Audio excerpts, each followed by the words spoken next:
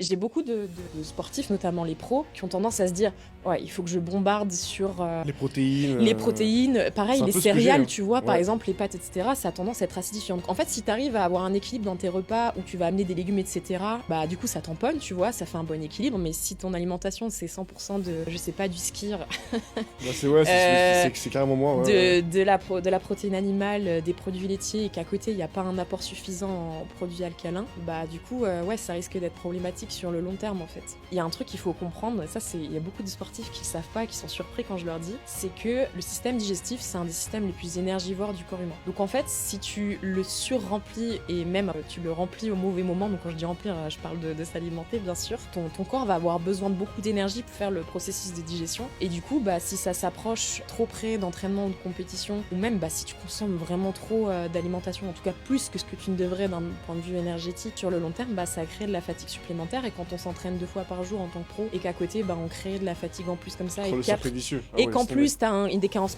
micronutritionnelle, etc., bah en fait, ça part